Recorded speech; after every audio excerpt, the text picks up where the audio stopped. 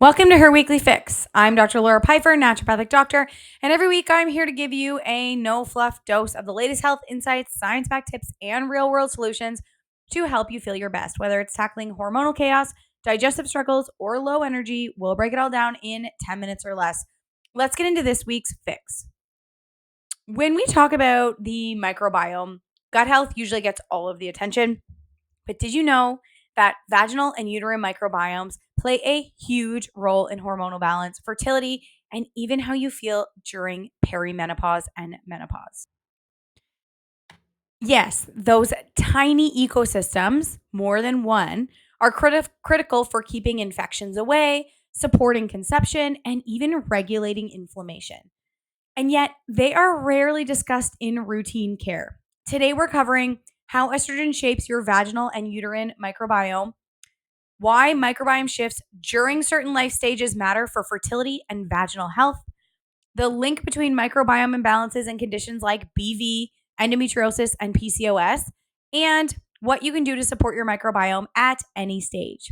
Let's get into it. So, part one, we're going to talk about estrogen feeding your vaginal ecosystem. Estrogen isn't just about periods and hot flashes. It literally feeds the lactobacillus bacteria that dominate a healthy vaginal microbiome. Here's how it works. Estrogen thickens the vaginal lining and increases glycogen production. That glycogen becomes food for lactobacilli, which then produce lactic acid, keeping your vaginal pH low, around 3.5 to 4.5. That acidic environment prevents overgrowth of unwanted microbes.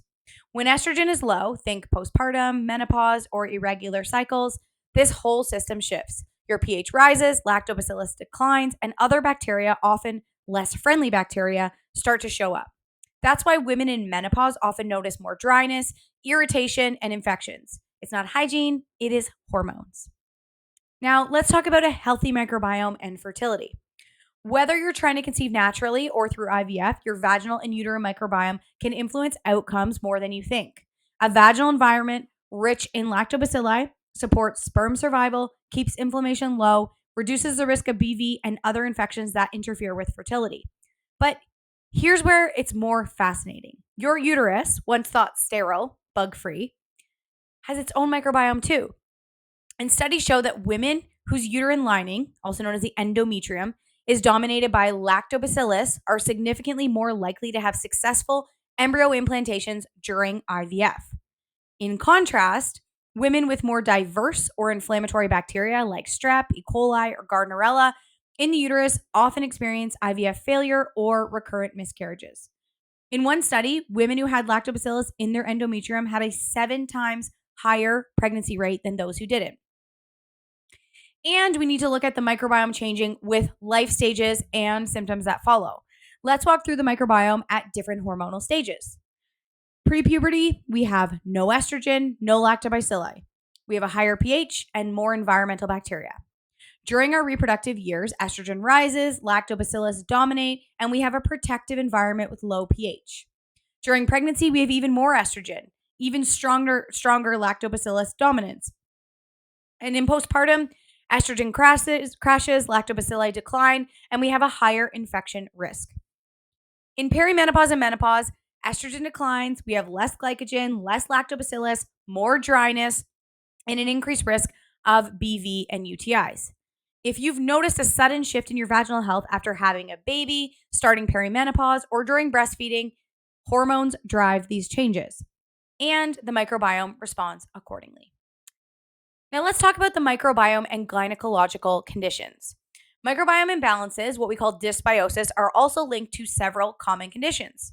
First is BV, or bacterial vaginosis. This is caused by an overgrowth of anaerobic bacteria like Gardnerella or Prevotella. This often comes with a higher pH in the environment and a loss of lactobacillus. Next up, we have yeast infections. These are more likely when lactobacillus is disrupted or estrogen is high. Hello, pregnancy or estrogen therapy.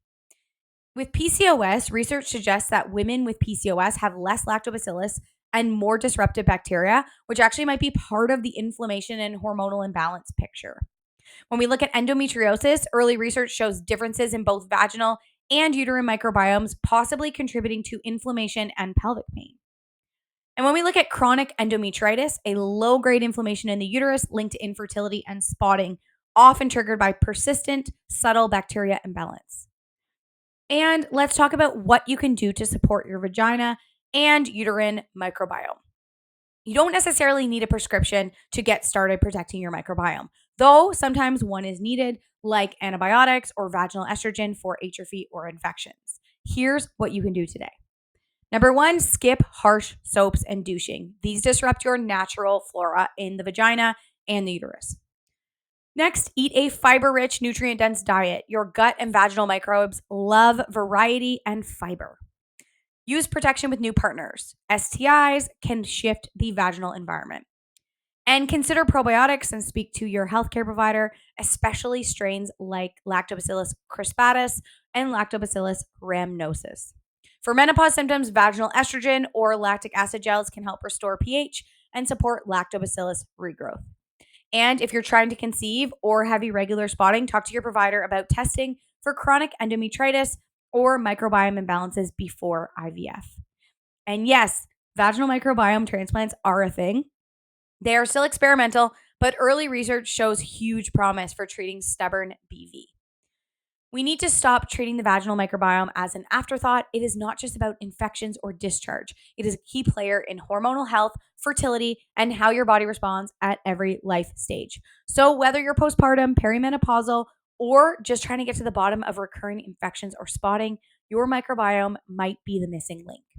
If you've been dealing with symptoms like recurring BV, irregular spotting, or fertility struggles, and no one has mentioned your microbiome, it is time for a different conversation.